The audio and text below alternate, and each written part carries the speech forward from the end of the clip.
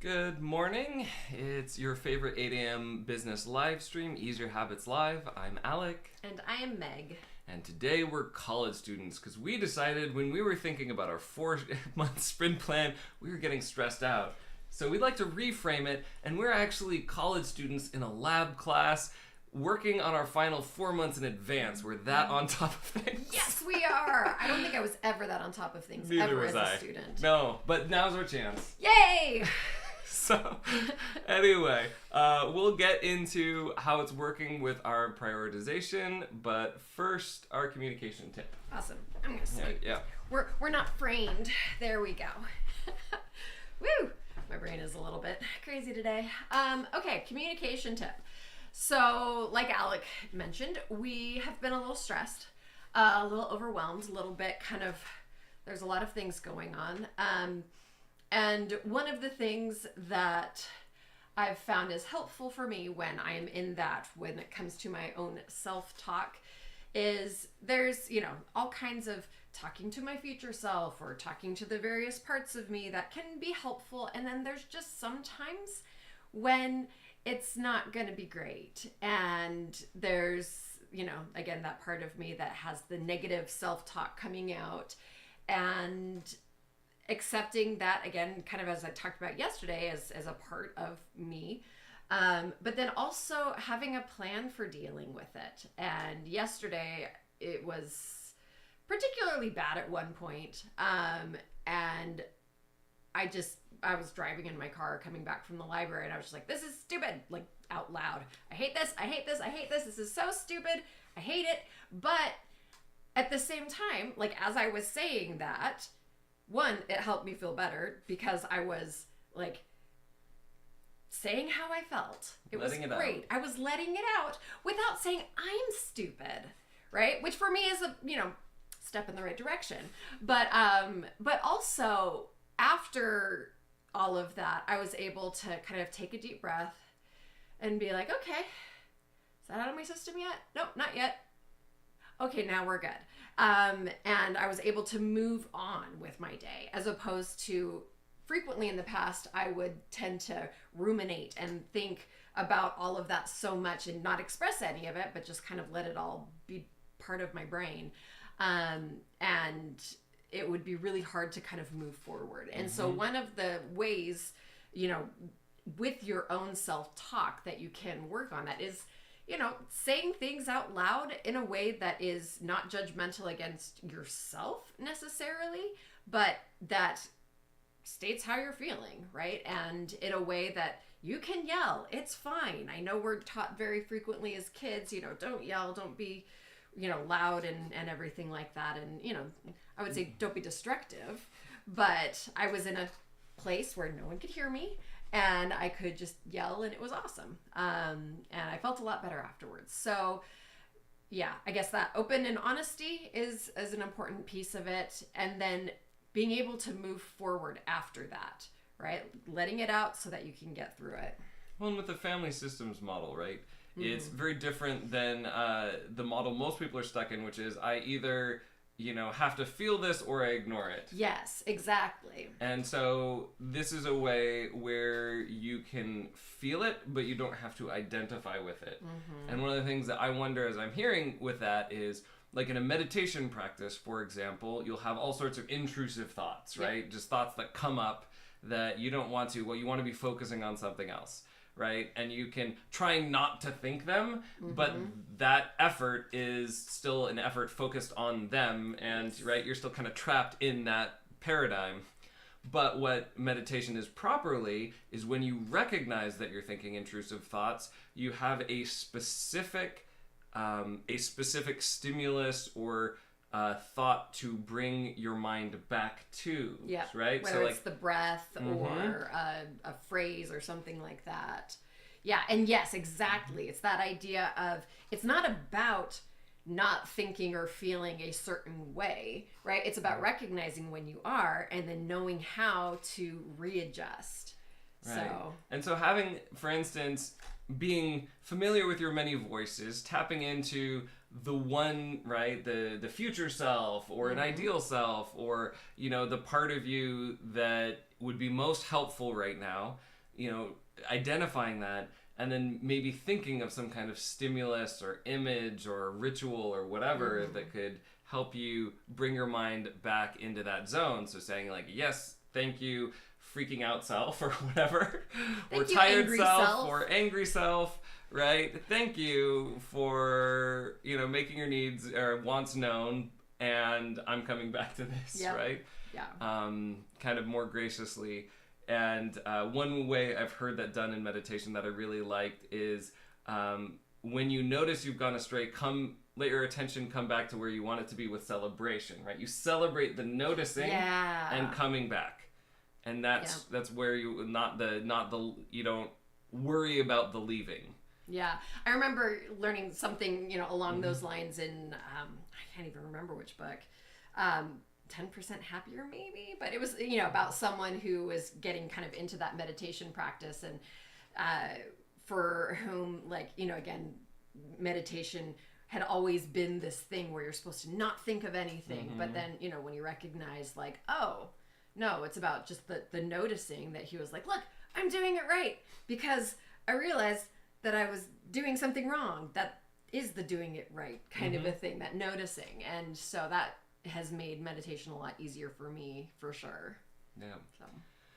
All right. Well, we talked about overwhelm yesterday, and taking all the things you need to do, put them in a prioritized list, and really focus on like the top 3 every day. Yep. So how'd that go yesterday? I did it. Yay! I felt, and I knew I was gonna, kind of be along this line, which was, I knew it wasn't going to feel like enough. And I went into it knowing that was probably going to be the case, and that I needed to really think about what was most important. And because for me yesterday, a lot of that was the actual prioritization. It always feels like a cop-out to put prioritization and scheduling on my list of things to do. But if you skip it, you're a lot less productive. It's true. So there's that side of me that's like, oh, yay, it's an easy one. And then there's that other side that's like, that's too easy. That's not fair, but I'm also just whatever. I say it's not easy enough. Nice. I love it. Thank you.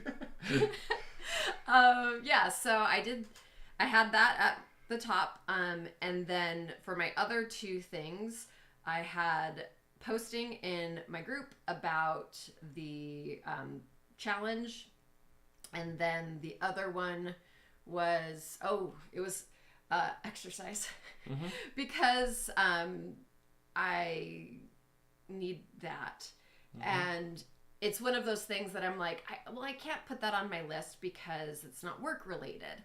But then when I take a step back and I think, okay, well, I am part of my work, and my body and its functioning is very much related to my ability to get that work done. And so I made sure to put both stretching and walking on my list yesterday. And my body is sore today, but in a good way. Yeah. In the way that, like, the walking itself actually wasn't bad, because I was walking all around in Tokyo. But I wasn't like stretching. And so like certain muscles now I'm like, oh man, ow. But in that good way. So, thinking like, okay, I did that. As far as other stuff, like I did get other stuff done, but, it was more kind of organizing things, that will help me run the challenge. Right. But less, actual like getting people. And so I think that's kind of where I want to put my focus today. So instead of thinking, I didn't do enough yesterday, what I'm going to do is say, I did all 3 things on my list yesterday. Plus a little more. Let's take a break. Let's celebrate that. How do we celebrate that? I don't know. How do we celebrate? Well, and maybe we should think about that, right? Yeah. Because part of this, right, your brain responds to rewards. Sometimes more external rewards like food or something like that, or taking a break. Rewarding yourself from work by taking a break is, always like somewhat counterproductive, right? So what would be a good way to reward yourself when you hit those 3? Do you like taking a walk? Is that enjoyable? like, would that be a great time to take your walk? Yes. After you've done your like 3, I mean, that can't be one of your 3 then, but it could be your reward for doing the 3. I like that, actually. I like that a lot because, one, it helps me feel like, okay, you know, I'm still getting it done because it is important, but also because it is something I enjoy. And I'm listening to this really great book of short sci-fi stories while I walk. It's great. I love it. It's called Exhalation or Exhalations or something like that. But yeah, that's a great reward. And then that kind of kills 2 birds with 1 stone, well, of keeping it on my list, but also allowing space for the things that I feel like are more important. Right. And should you choose to do more, then you have, like, you've been re-energized. Yes. You've done that. And so you can do that and say, yay, I'm the person that's doing extra. I did it! All right. That's good. Awesome. I think we can keep it fairly short today. We can check in more with, like, how our ads doing and realign in future days. Sounds good. So for the business tip, I've been talking about how to find focus in work, and I didn't explicitly spell this out last time. We talked a little bit about, we've talked about setting a deadline and choosing something to focus on, how I like to focus on both stretch goals and SMART goals, have both of those. But especially like working backwards from your stretch goal is the other way to find focus. So you take a priority, you brainstorm your list, put everything on there, and then you start ordering it by how much it's going to help you get to your stress goal, how core it is, how related to that. And ideally, when you're doing a big goal, one of the best things you could do is find a core central activity that you can do in volume each day. And so for me on this project, that's really going to be probably ad spend. Would be that, like, how many people are seeing this, and, you know, my daily activity would be checking in on the ads, and I'd probably, you know, have a rhythm every week of, like, trying something new. Yeah. And so if I try a new ad set every week for, you know, the next 10 weeks, right, I will have tried a lot of ad sets. I could run multiple, right, go above and beyond, but that would be lots of different ad sets. Yay! So different approaches, different audiences, etc. And I probably will try and bump that up to, you know, 2, if I do 20 different ad sets, and that we could try different audiences. We could try. That's a lot. We could, you know, maybe some of those we could try in Japanese, etc. Cool. So, so we'll get into that. For some of the harder ones like Japanese, I feel like when you've got more in the swing of things, then I'll tap you for that. Yep. But for you, that's probably outreach. Outreach, yeah, that makes sense. It would be a great, like, daily goal. You can kind of set what volume would be good, but the idea is, you know, it's not even outreach for clients or it's just whatever. For the 5 just for the 5-day challenge. Yeah. So that is going to be my top priority today. Awesome. And so, so once you have a goal, make a list of everything you're doing, and then work backwards with that goal in mind. Prioritize it by how much this will be helpful, and at the top of the list should be some core activity you can do in volume to get results, right? For, you know, for health, that can be exercise or diet or whatever. You know, for business, that's often outreach of some kind. To get more clients, etc. Yep. Awesome. All right. And until tomorrow, make big changes one small habit at a time.